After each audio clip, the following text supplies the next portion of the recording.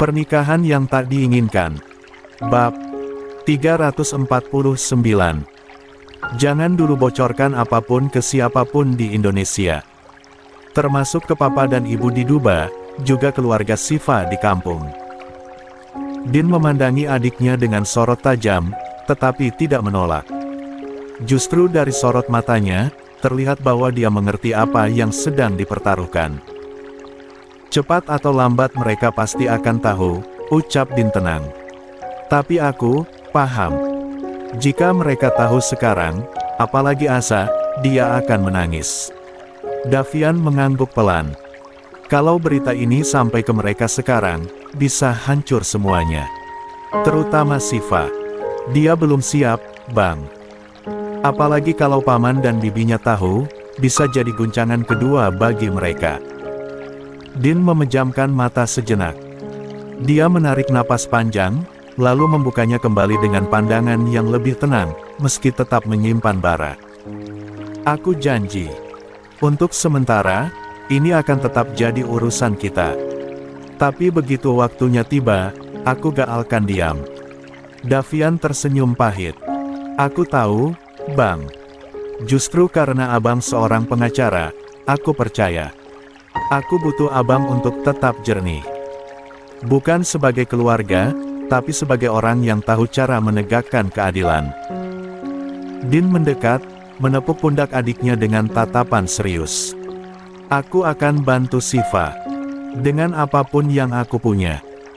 Tapi mulai sekarang, jangan terlibat apapun dengan orang-orang kampus dulu. Jaga dirimu juga. Jika kamu hancur, Siva dengan siapa? Davian menunduk sebentar, menahan emosi yang mengendap di tenggorokan. Lalu mengangguk pelan. Iya, Bang. Ayo, kita temui Siva sekarang. Namun, baru selangkah, Davian kembali berhenti. Davian menatap Din sekali lagi, lebih serius dari sebelumnya. Bang, satu hal lagi. Kalau Siva tiba-tiba histeris, tolong langsung menjauh. Sembunyi sebentar. Jangan paksa diri abang untuk tetap dekat. Dia masih belum bisa menerima kehadiran laki-laki, bahkan yang dia kenal sekalipun. Din mengangguk. Tak banyak kata. Hanya isyarat bahwa dia paham, dan siap. Kekek. Gedung klinik psikologi itu sunyi, hanya terdengar detik jam di dinding dan sesekali derit kursi petugas. Udara dingin dari AC tidak cukup menyejukkan dada Din yang terasa panas oleh resah. Davian menunjuk sebuah kursi panjang di ruang tunggu yang bercat krem pucat. Abang duduk dulu di sini. Aku ambil Siva ke dalam. 12. Din menuruti tanpa protes. Dia duduk, menautkan jari-jarinya, lalu menunduk. Dalam diam, pikirannya terbang ke masa lalu, saat Siva masih remaja lugu yang suka menempel pada mendiang istrinya. Tawa mereka berdua, dulu, terasa seperti gema yang kini menghantam hatinya. Beberapa menit berlalu. Langkah kaki bergema dari ujung lorong. Davian muncul, dan di sampingnya, berjalan perlahan seorang perempuan berhijab coklat muda. Tubuhnya kurus, wajahnya pucat, matanya kosong. Namun baru beberapa langkah dari ambang lorong, dia mendadak berhenti. Tubuhnya menegang. Matanya menatap sosok di kursi tunggu itu, Din dengan sorot yang tajam, seperti binatang kecil yang baru saja mencium aroma bahaya. Napasnya mulai tersengal. Bibirnya bergetar. Din spontan berdiri, satu langkah maju. Namun, Davian cepat mengangkat tangan, memberi isyarat agar Din tidak mendekat. Siva. Panggil Davian pelan, suaranya berusaha menenangkan. Namun Siva tidak menjawab. Wajahnya pucat, pandangannya mulai gemetar. Dia. Kenapa? Gumam Din, nyaris tak percaya dengan reaksi yang dia lihat. Davian menggeleng, dan tetap memberikan kode agar sang kakak pergi lebih dulu. Namun, Din yang belum juga beranjak, karena cukup terkejut dengan kondisi Siva yang tampak sangat kurus. Bang, pergilah, ujar Davian. Dia takut Siva histeris. Din pun mengangguk, hingga tiba-tiba Siva berlari memeluk erat tubuh Din. Kontan semua membeku di tempat. Baik Din maupun Davian, sama-sama tak bergeming. Sementara Siva terisak di dada Davian, pelukannya pun makin erat. Namun, di saat yang sama, ponsel Davian bergetar, dia tersadar lebih cepat. Buru-buru dia merogoh saku celanaannya, dan tak kalah kagetnya, saat melihat nama Azarin di layar. "Ya, Allah, Bang. Mbak Azza telepon," ujar Davian panik seraya menunjukkan layar ponsel. Sontak saja, Din mendorong tubuh Siva dengan cepat. Tak sadar, aksinya itu membuat tubuh Siva terhuyung ke belakang. "Bang!" Erang Davian kaget, sekaligus panik, membuat Din segera menahan lebih cepat tubuh Siva dengan cara memeluk pinggang Siva seraya mengucapkan istighfar. 13. "Siva, maaf," ucap Din lirih, saat secara refleks dia melepaskan pelukan Siva yang tiba-tiba. Dia mundur satu langkah, menjaga jarak. Matanya tertunduk, tak berani menatap langsung wajah perempuan itu. Ada gelombang aneh dalam dadanya, bukan marah, bukan jijik, tetapi gelisah. Sesuatu tentang pelukan tadi membuatnya serba salah. Suasana pun mendadak canggung, baik Din dan Davian ketika menjadi salah tingkah. Beberapa detik berlalu, hingga akhirnya Din menarik napas perlahan, berusaha menstabilkan detak jantungnya. Di saat yang sama, Davian mendekat dengan cepat. "Kita keluar dulu, Bang." Din mengangguk pelan. Tanpa banyak kata, dia segera melangkah lebih dulu menuju pintu keluar ruangan. Namun belum sampai tangan menyentuh gagang pintu, sebuah suara memanggil dengan lantang, getir, dan bergetar. "Apa aku begitu menjijikkan?" Langkah Din terhenti seketika. Bahunya menegang, hatinya pun mencelos. Dia perlahan berbalik, dan melihat Siva berdiri dengan tubuh sedikit gemetar. Wajahnya menatap lurus ke arahnya. Tatapannya bukan kemarahan, tetapi penuh wibawa ketegasan. Siva pun sontak tertawa. Ringan, tetapi pahit. Senyumnya melengkung seperti pisau yang melukai dirinya sendiri. "Ya, tubuhku sudah kotor," katanya dengan suara parau. "Sudah disentuh oleh tangan-tangan biadab. Memang tak pantas dekat siapapun. Bahkan hanya berdiri di dekatmu saja sudah cukup untuk membuatmu ingin menjauh, kan?" Din mengeraskan rahangnya. Dadanya sesak. Wajahnya memucat, tetapi dia menahan segala emosi yang menyeruak di kerongkongan.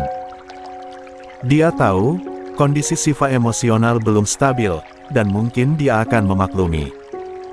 "Siva," gumam Davian, yang kini berdiri di antara mereka.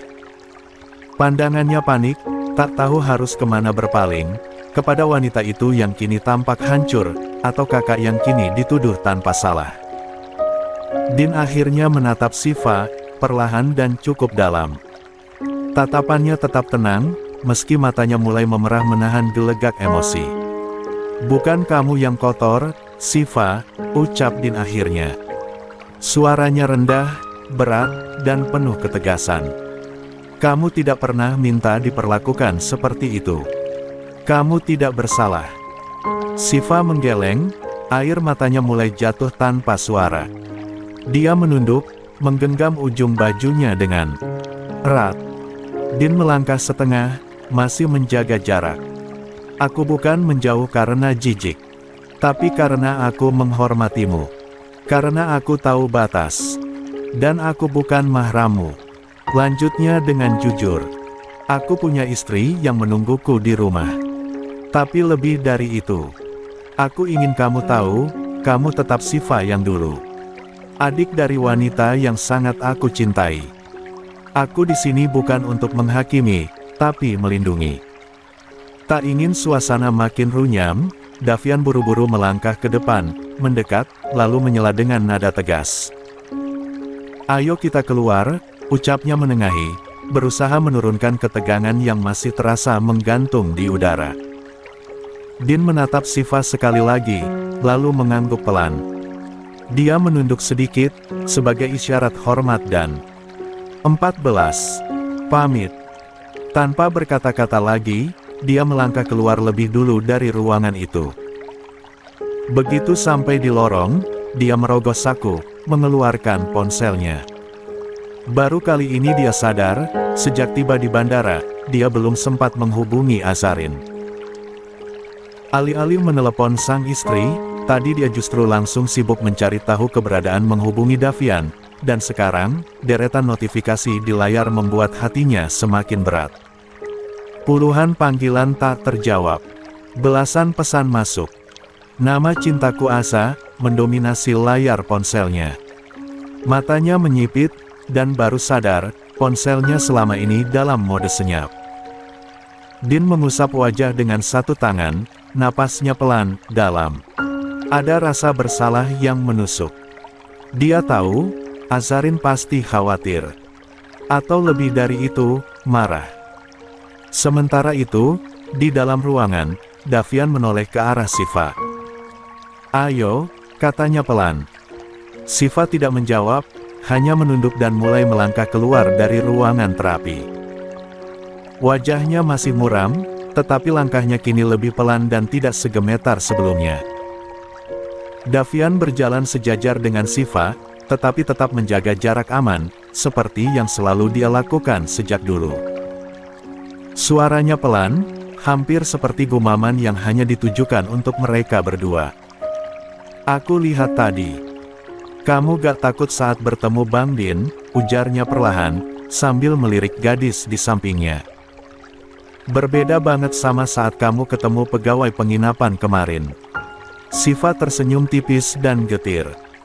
Senyum yang tidak menghangatkan, tetapi justru menambah kecanggungan. Dia bahkan tidak menjawab, hanya melangkah pelan, dengan tatapan kosong menatap lantai di depan.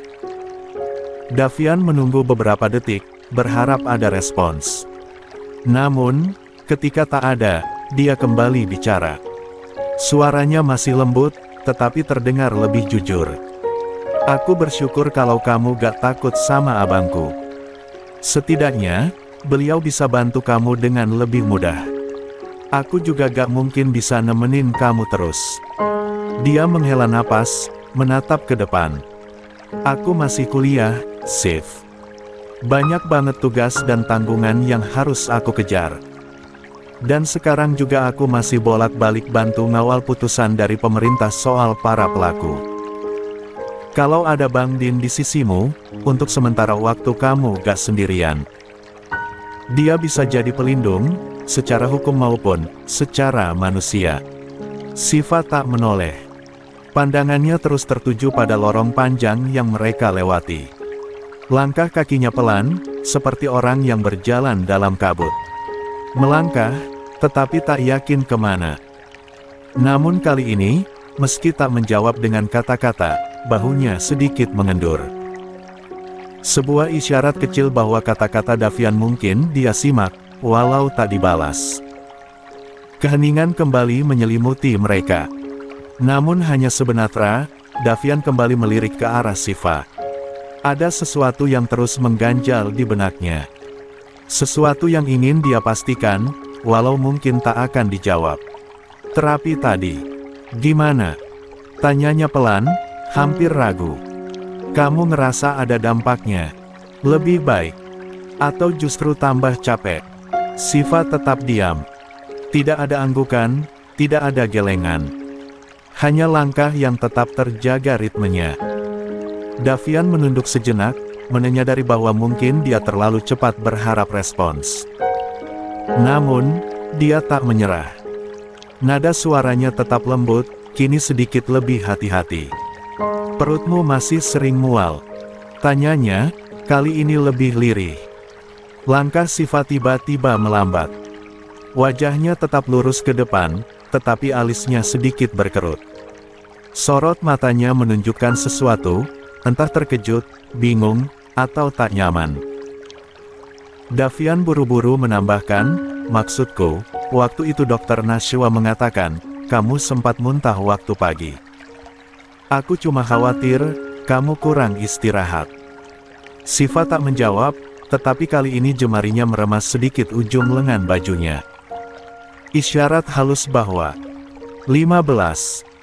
Pertanyaan itu memicu sesuatu dalam dirinya, entah ingatan, atau kekhawatiran yang dia sendiri tak mengerti.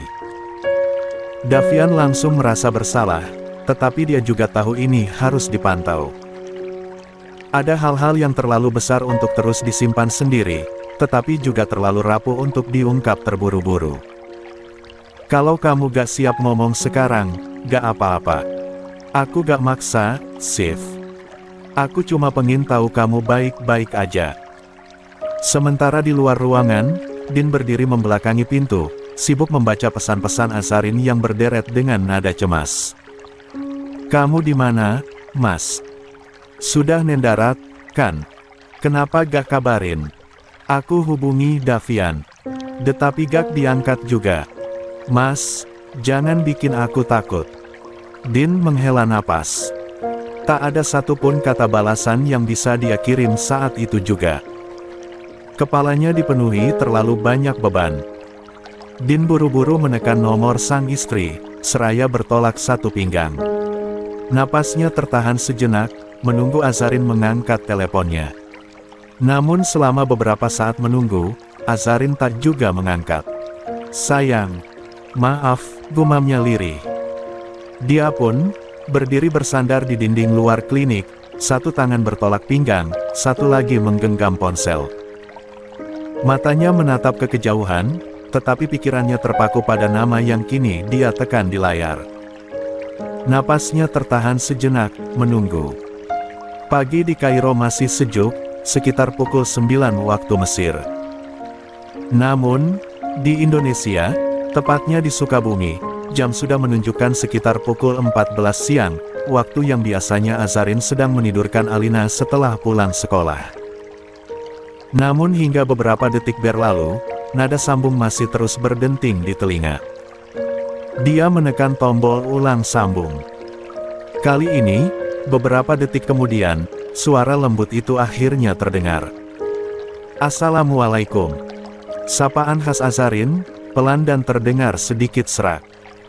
Dari nada suaranya saja, Din langsung tahu, Azarin sedang kesal. Bukan marah yang membentak, tetapi kecewa yang dipendam. Waalaikumsalam. Jawab Din cepat. Maaf, ya. Aku benar-benar lupa kabarin kamu tadi. Baru turun dari pesawat, langsung buru-buru cari Davian. Gak sempat buka HP, dan ternyata mode senyap. Hening beberapa detik. Lalu terdengar napas panjang dari seberang. Aku tadi cemas banget, Mas. Lirih suara Azarin. Sampai Alina ikut-ikutan lemas. Dia demam sekarang. Din langsung membeku. Alina. Demam. Iya. Jawab Azarin pelan. Tapi cuma demam biasa. Mungkin karena kecapean abis main di sekolah. Mbak Santi bilang tadi Alina cukup aktif, tapi pas sampai rumah langsung rewel. Aku udah kasih obat. Dia sekarang lagi tidur. Din mengusap wajahnya. Astagfirullah. Kemarin waktu aku berangkat, dia masih peluk aku sambil ketawa-ketawa. Iya, jawab Azarin, masih dengan nada yang tenang, meski sedikit mengandung perasaan. Tapi anak-anak itu cepat banget drop, apalagi cuaca sekarang lagi gak menentu. Dan mungkin karena, dia juga ngerasa kamu jauh. Din memejamkan mata, menahan sesak di dadanya. Maaf, aku terus-terusan nyusahin kamu. Bahkan saat kamu lagi hamil kayak sekarang. 16. Azarin menghela napas sejenak. Enggak, Mas. Aku selalu baik-baik saja. Asal kamu kabarin. Itu aja. Karena kalau kamu gak kasih kabar, aku langsung mikir yang enggak-enggak. Dan itu yang paling melelahkan. Din menunduk dalam-dalam. Suara istrinya yang tetap lembut justru makin menghantam nuraninya. Aku janji, abis ini aku langsung kabarin kamu, terus. Tiap waktu. Gak akan bikin kamu nunggu lagi, apalagi cemas. Terserah kamu sibuk atau enggak, sahut Azarin. Tapi jangan pernah biarkan aku menunggu dalam gelap. Karena itu yang paling menyakitkan buat seorang istri. Din diam. Lalu senyum getir mengembang perlahan di wajahnya. Iya, sayang. Aku ngerti. Dan, terima kasih. Udah tetap sabar. Udah tetap percaya. Aku percaya sama kamu. Tapi aku juga perempuan, Mas. Dan ibu hamil itu lebih sensitif dari biasanya. Kamu gak usah jadi sempurna, cukup selalu hadir. Din menarik napas panjang, lalu membalas, suara lirihnya nyaris tercekat. Doakan aku cepat pulang, ya. Selalu, jawab Azarin. Din pun melirik jam tangannya, lalu menoleh ke belakang untuk memastikan jika Davian dan Shiva sudah keluar. Namun, dia tak juga melihat batang hidung keduanya, dia pun kembali fokus pada istrinya saat ini.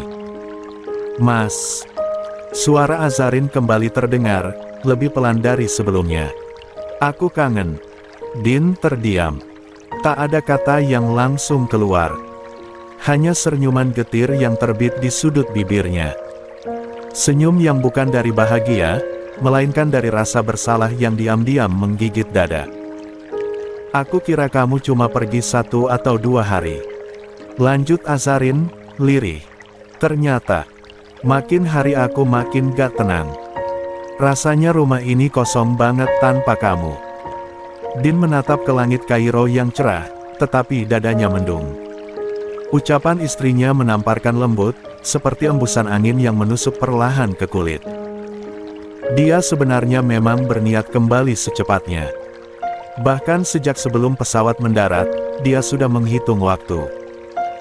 Namun, semua berubah sejak tahu kondisi Shiva yang menjadi korban pelecehan, ditambah lagi janin yang tumbuh di rahim Shiva, tak tahu siapa ayah biologisnya.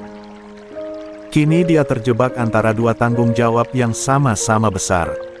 Istri dan anak di rumah. Dan kehormatan adik ipar yang sedang hancur berkeping-keping. Din menutup mata sejenak, lalu mengatur napas. Aku tahu, sayang. Jawabnya pelan. Maaf, ya. Aku juga kangen kamu. Kangen Alina. Azarin diam. Hanya helaan napas kecil yang terdengar dari seberang. Din pun melanjutkan, dengan suara lembut yang menenangkan. Aku di sini berusaha cepat. Cuma, beberapa hal belum selesai. Tapi kamu tenang, ya. Aku selalu kepikiran kamu.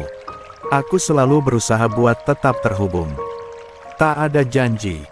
Din sengaja tak menyebut tanggal pulang. Bukan karena tak ingin, tetapi karena tak berani memberi harapan yang bisa dia hianati. Sekarang, satu kata bisa jadi luka. Dan dia tak ingin melukai Azarin, sekecil apapun. Iya, aku ngerti. Aku ngerti kamu punya banyak hal yang harus kamu urus. Tapi pulanglah kalau semua sudah selesai. Pulang dalam keadaan utuh, bukan dengan hati dan kepala yang terbagi. Din menunduk dalam. Ucapan Azarin seperti mencerminkan isi pikirannya sendiri yang belum bisa dia pecahkan. Amin, bisiknya.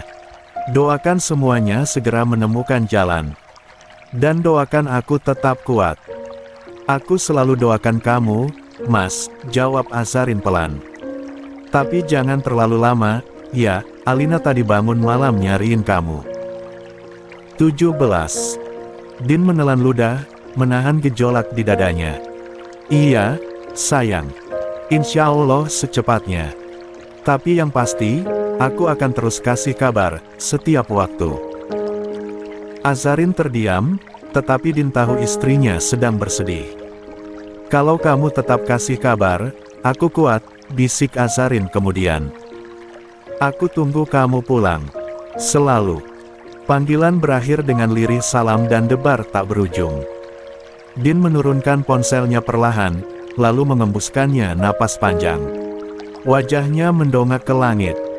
Mencoba menenangkan rasa bersalah di hatinya yang kini bergelayut.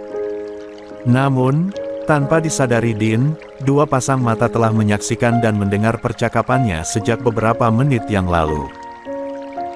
Davian berdiri dengan ekspresi tenang, matanya lurus menatap punggung kakaknya yang baru saja menurunkan ponsel dari telinga. Di sampingnya, Shiva berdiri diam, namun tidak beku. Tatapannya terus tertuju ke arah Din, sorotnya sukar ditebak, campuran antara luka, iri, dan sesuatu yang bahkan dirinya sendiri tak mampu uraikan. Hingga akhirnya dari bibir Shiva, sebuah kalimat mengalir. Pelan, tapi jelas. Tanpa menoleh pada siapapun. Apa benar? Istri Kak Din sekarang bisa menggantikan posisi Mbak Safa? Pertanyaan itu menengambang di udara, mengguncang suasana yang semula tenang. Davian refleks menoleh ke arahnya, keningnya berkerut. Kenapa kamu bilang begitu? Tanyanya hati-hati. Namun Shiva tak menjawab. Wajahnya tetap lurus ke depan, dan bibirnya terkunci rapat. Seolah yang barusan dia ucapkan hanya gumaman dari dalam dirinya sendiri, bukan pertanyaan yang benar-benar menuntut jawaban. Davian menghela napas pendek. Namun, dia tetap menjawab, aku gak tahu, Shiv, apakah abangku sudah melupakan Mbak Safa atau belum? Atau apakah Mbak Aza benar-benar menggantikan posisi itu? Yang aku tahu sekarang, abangku bahagia. Dan wanita yang membuatnya bertahan, itu Mbak Aza. Shiva menoleh sedikit, tak sepenuhnya memandang Davian, tetapi jelas mendengarkan. Mbak Aza memang bukan ibu kandung Alina. Lanjut Davian, nada suaranya lebih dalam. Tapi dia gak pernah menutupi siapa yang melahirkan anak itu. Bahkan dia sering membawa Alina ke makam Mbak Safa. Ngajarin Alina pelan-pelan, bahwa ibunya dulu perempuan hebat, dan dicintai. Senyum tipis muncul di sudut bibir Shiva. Bukan senyum bahagia, melainkan senyum getir. Senyum seseorang yang sedang menelan pahit, tetapi tetap memilih diam. Pada dasarnya, gak ada yang bisa gantiin Mbak Safa. Lanjut Davian. Bahkan Mbak Aza pun tahu itu. Tapi hidup ini gak bisa mandek di tempat yang sama terus. Abangku gak bisa terus-terusan meratapi kepergian istri yang dulu. Dia punya Alina. Dan sekarang dia punya Aza. Dua hal itu, cukup buat dia berjalan lagi. Shiva mengangguk pelan, entah menyetujui atau hanya berpura-pura paham. Namun jauh di dalam dirinya, ada sesuatu yang pecah diam-diam. Dia sadar, dirinya mungkin hanya bayangan dari masa lalu yang tak pernah sempat tuntas. Dan wanita bernama Azarin itu, yang tak dia kenal dekat telah lebih dahulu menempati tempat yang diam-diam dia inginkan. Shiva menunduk, lalu berbisik, seakan bicara pada dirinya sendiri. Beruntung sekali. Dia bisa menggenggam bahagia yang pernah jadi milik kakakku. Davian mendengarnya. Namun, dia memilih tak menanggapi. Karena terkadang, beberapa kalimat tidak perlu dijawab. Cukup dimengerti, dan dibiarkan berlalu. Din baru saja akan membalikkan badan, hendak menengok ke arah Davian dan Shiva, saat tiba-tiba terdengar denting notifikasi dari ponselnya. 18. Seketika dia menunduk, melirik layar. Sebuah pesan suara masuk dari kontak yang dia beri nama, Cintaku. Aza.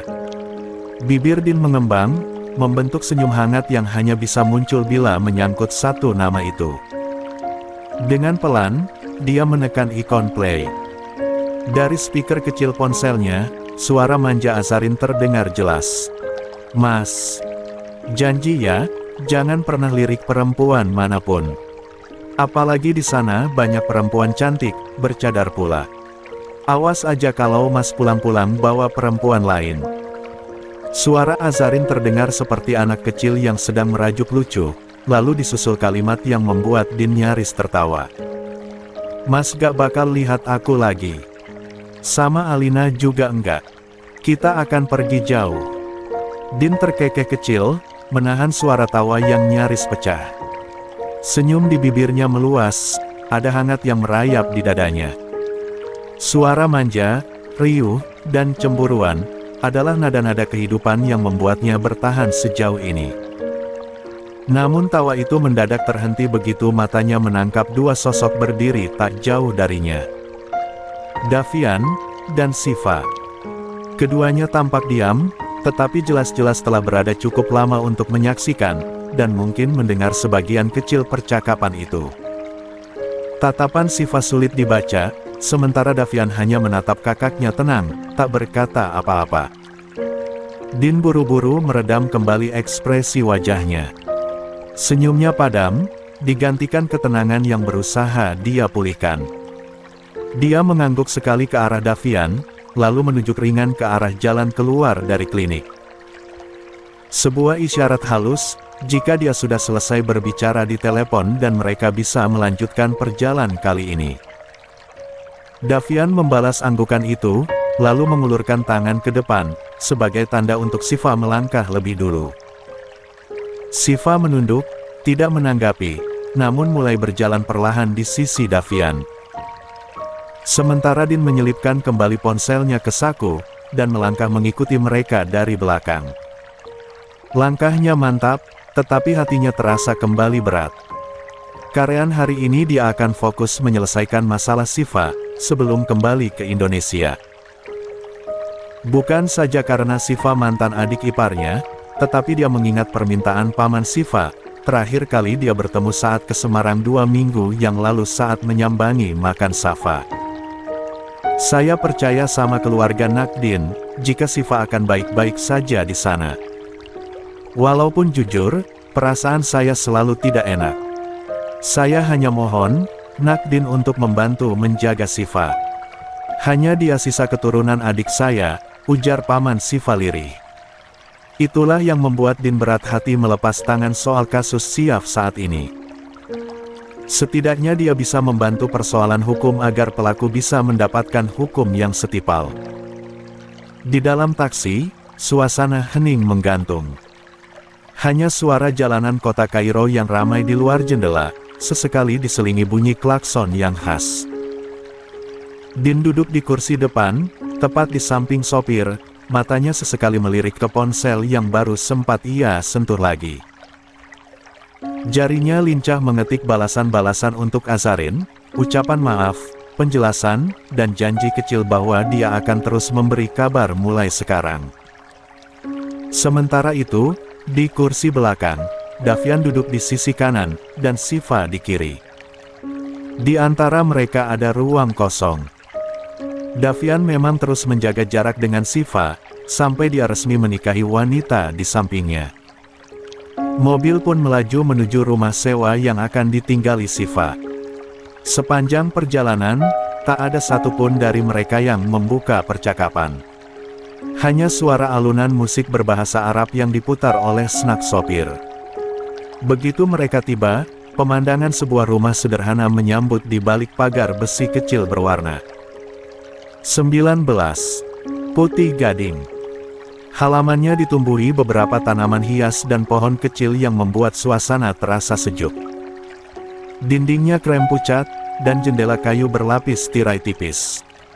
Tak mewah, tetapi nyaman, dan damai. Dan paling penting dari itu, lingkungannya sangat aman. Begitu turun dari mobil, mereka bertiga langsung melangkah masuk ke dalam. Davian membuka pintu, lalu mempersilakan kakaknya dan Shiva terlebih dahulu. Aku sewa rumah ini untuk Shiva, ujarnya sambil melepas jaket. Selama di sini, dia gak tinggal di penginapan lagi. Terlalu banyak interaksi dan orang asing di sana. Di tempat ini, aku bisa kontrol siapa yang keluar masuk. Din mengangguk pelan sambil menyapu pandangan ke sekeliling rumah, ruang tamu kecil yang rapi, aroma kayu lembut yang menenangkan, dan cahaya matahari pagi yang menyusup dari selatirai. Davian pun melanjutkan. Aku juga berencana nyari perawat buat nemenin Shiva di sini. Biar ada yang ngawasi, tapi juga bisa bantu dia kalau trauma atau mualnya kambuh. Shiva masih diam. Wajahnya tampak tenang, tetapi kosong. Pandangannya tidak tertuju kemanapun secara khusus. Lalu tiba-tiba, Davian menoleh padanya. Suaranya pelan, tetapi cukup jelas untuk mengguncang seluruh ruangan.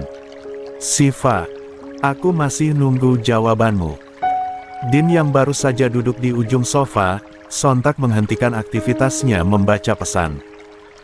Matanya perlahan mengangkat, menatap adiknya dengan bingung. Davian tak mengalihkan pandangan dari Siva. "Kalau kamu bersedia, aku akan menikahimu. Mumpung abangku di sini. Sekarang waktu yang tepat." "Hark!" Din spontan terbatuk keras. Bahkan sampai sedikit membungkuk karena kagetnya. Dia nyaris tersedak karena air liurnya. Matanya pun membelalak, dan dia memandang Davian seakan belum percaya benar apa yang baru dia dengar. "Davi, apa?" ujar Din tercekat, masih setengah batuk. Davian menoleh ke kakaknya dengan ekspresi serius. Tidak ada senyum, tidak ada ragu. Din menatap bergantian antara Davian dan Siva. Siva sendiri masih diam, tanpa ekspresi, hanya menunduk sedikit. Sulit ditebak, apakah dia terguncang, tersentuh, atau bingung. Suasana mendadak menegang. Hening kembali terasa. Sampai akhirnya, Siva berdiri pelan dari kursi, lalu berkata dengan datar, "Aku lelah. Mau istirahat." Davian segera mengangguk. "Iya, silakan. Kamar kamu di sebelah kiri." Tanpa menunggu jawaban lebih, Siva melangkah menjauh, masuk ke lorong rumah dan menghilang di balik pintu. Begitu suara pintu tertutup, Din langsung berdiri dan menarik lengan adiknya keluar dari ruang tamu, ke teras kecil yang rindang. Wajah Din tegang. Pandangannya menajam, dan suaranya merendah tetapi penuh tekanan. "Apa maksudmu dengan menikahi Siva?" bisiknya tajam. Davian menghela napas berat. Dia melangkah ke depan, menatap lurus ke halaman kecil yang dipenuhi cahaya matahari pagi. "Lalu siapa yang bertanggung jawab atas kehamilannya, Bang?" katanya tanpa ragu. "Para pelaku itu. Gak mungkin, kan?" Din ikut melangkah maju, berdiri sejajar. Namun tatapannya tetap menancap pada adiknya. 20. "Dan kamu?" Din bertanya tenang, tetapi menusuk. "Apa itu gak berlebihan, Dav? Pernikahan itu sakral. Kamu gak boleh menikahinya karena kasihan. Karena kalau rasa kasihanmu hilang, kamu bisa pergi, dan Siva akan terluka 2 kali lebih dalam." Din meletakkan tangan di pundak adiknya, meremas perlahan. Suaranya menekan, syarat beban tanggung jawab.